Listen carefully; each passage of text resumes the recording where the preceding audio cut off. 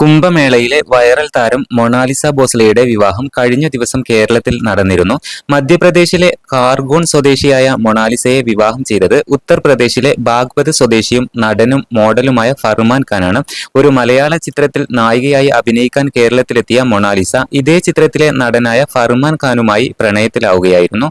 6 മാസത്തെ പ്രണയത്തിനു ശേഷമാണ് വിവാഹിതരായതെന്നും മൊണാലിസയ്ക്ക് 18 വയസ്സ് പൂർത്തിയായതെന്നും ഇരുവരും വ്യക്തമാക്കിയിട്ടുണ്ട്. ഇതിനു പിന്നാലെ ഇരുവരുടെയും കുടുംബാംഗങ്ങൾ പ്രതികരിച്ചിരിക്കുകയാണ്. രണ്ട് കുടുംബാംഗങ്ങളുടെയും പിന്തുണ ഈ വിവാഹത്തിനില്ല. മകൾ ഇത്തരത്തിൽ വിവാഹിതയാകുമെന്ന് താൻ ഒരിക്കലും കരുതിയില്ലെന്നും തന്റെ മകളെ അഭിനയിപ്പിക്കാൻ കൊണ്ടുപോയതാണെന്നാണ് കരുതിയതെന്നും മൊണാലിസയുടെ അച്ഛൻ ജയ്സിംഗ് ഭോസ്ലെ വ്യക്തമാക്കി. മൊണാലിസ മറ്റൊരു മതത്തിൽപ്പെട്ട വ്യക്തിയാണെന്നും അതിനാൽ ഈ വിവാഹം തങ്ങൾക്ക് സന്തോഷം നൽകുന്നില്ലെന്നും ഫർമാന്റെ പിതാവ് ജാഫർ അലി വ്യക്തമാക്കിയിട്ടുണ്ട്. വിവാഹ ചിത്രങ്ങൾ സോഷ്യൽ മീഡിയയിൽ പ്രചരിച്ചപ്പോഴാണ് കുടുംബം ഇക്കാര്യം അറിഞ്ഞതെന്നും അദ്ദേഹം കൂട്ടിച്ചേർത്തു. ഈ വിവാഹത്തിൽ ഒരു സന്തോഷവുമില്ല.